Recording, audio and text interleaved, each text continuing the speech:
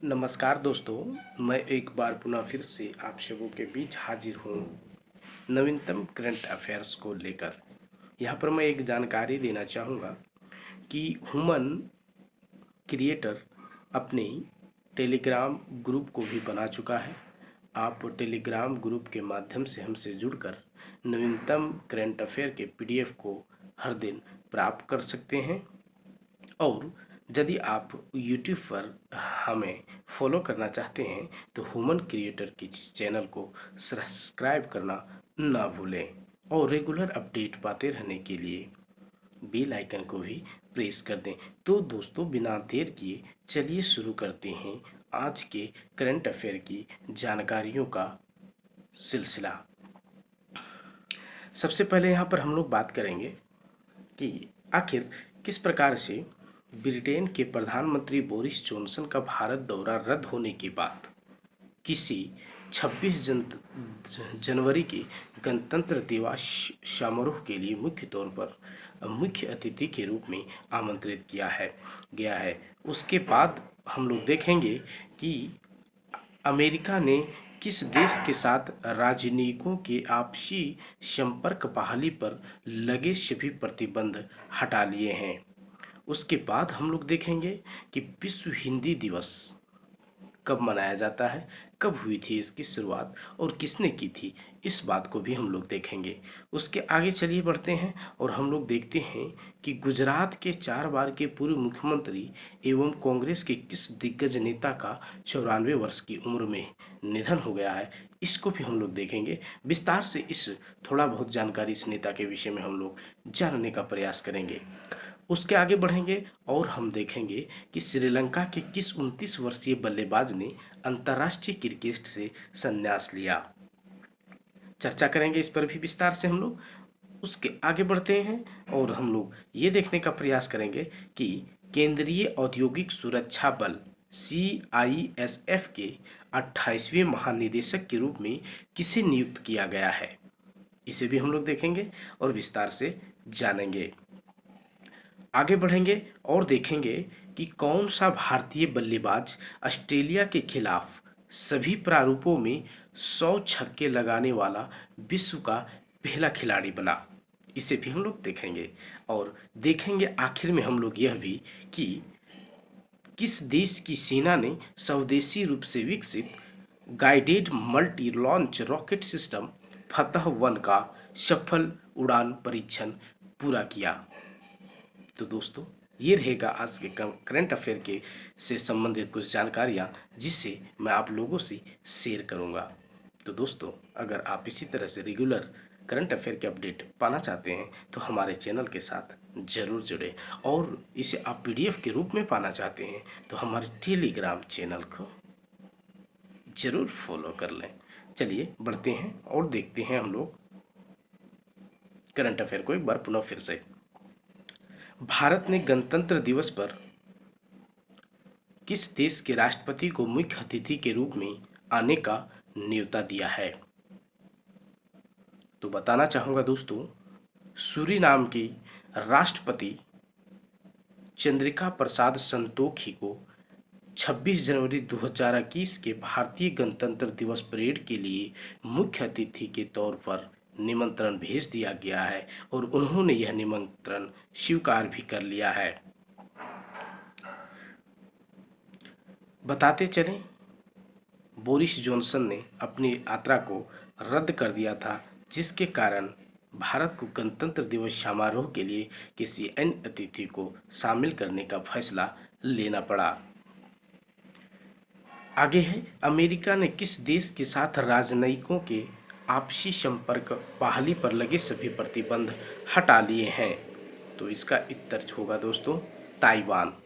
America ने Taiwan के साथ राजनयिकों के आपसी संपर्क बहाली पर लगे सभी प्रतिबंध हटा लिए हैं। इस कदम के बाद अमेरिका के ताइवान से रिश्ते और भी ज़्यादा मजबूत होंगे। दरअसल चीन सरकार दावा करती रही है कि ताइवान उसका हिस्सा है अमेरिकी विदेश मंत्री माइक पोम्पियो ने कहा, विदेश मंत्रालय ताइवान के साथ राजनयिक स्तर पर और अन्य स्तरों पर संपर्क कायम करने पर लगे प्रतिबंधों को समाप्त कर रहा है। कई दशकों से विदेश विभाग ने दोनों पक्षों के राजनयिकों, सेवा सदस्यों और अन्य अधिकारियों के बीच संपर्कों पर जटिल बाध्यताएं लगा रखी थी। आगे हम लोग देखते हैं कि विश्व हिंदी दिवस कब मनाया गया। तो दोस्तों, 10 जनवरी को विश्व हिंदी दिवस प्रत्येक साल को मनाया जाता है। यह दिन भारतीयों के लिए बेहद खास होता है। इसका उद्देश्य विश्व भर में हिंदी के प्रचार प्रसार के लिए अनुकूल माहौल तैयार करना है। सबसे पहला विश्व हिंदी दिवस 10 जनवरी 1975 को नागपुर में हुआ था। इस सम्मेलन का उद्घाटन साल 1975 में तत्काल प्रधानमंत्री इंदिरा गांधी ने किया था। आगे हम लोग देखते हैं दोस्तों कि गुजरात के 4 बार के पूर्व मुख्यमंत्री एवं कांग्रेस के किस दिग्गज नेता का 94 वर्ष की उम्र में निधन हो गया। जी हाँ दोस्तों, माधव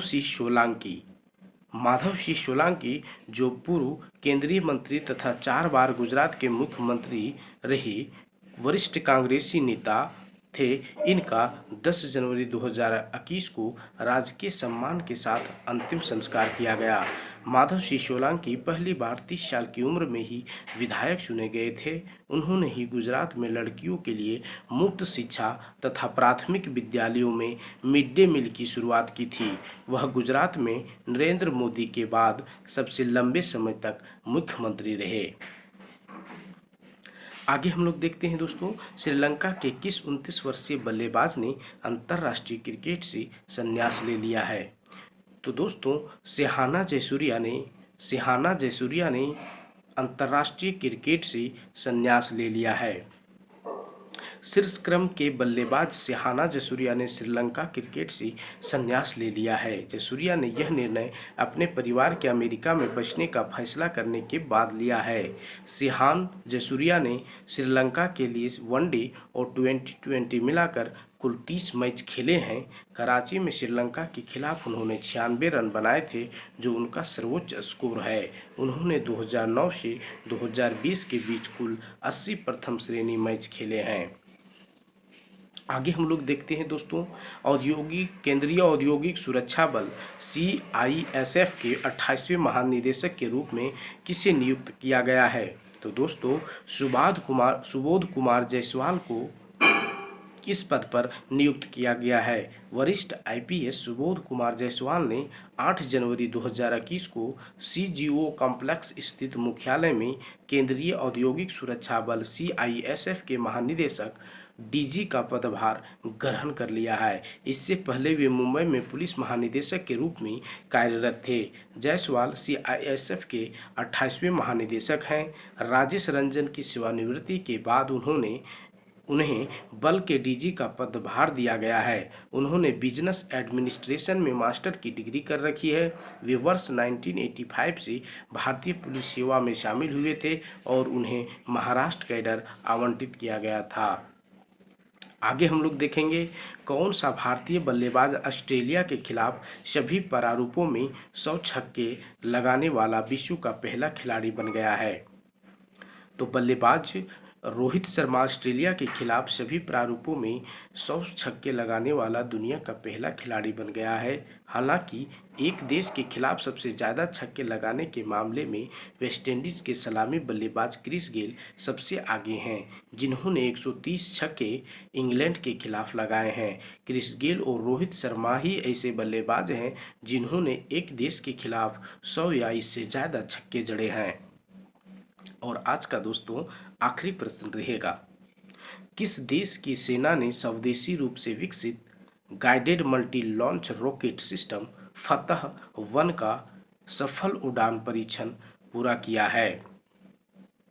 और इसका उत्तर है दोस्तों पाकिस्तान सेना ने सफलतापूर्वक स्वदेशी रूप से विकसित guided multi launch rocket system Fatah one का सफल उड़ान परीक्षण पूरा किया है। फतह-1 का हथियार प्रणाली दुश्मन से इलाके पारंपरिक आयुध ले जाने में सक्षम है। पाकिस्तानी सेना के अनुसार फतह-1 हथियार प्रणाली 140 किलोमीटर की सीमा तक लक्ष्य को मार सकती है। तो जोहार, नमस्कार दोस्तों, कल फिर मिलते हैं इसी टाइम को, तब तक के लिए अलविदा दीजिए।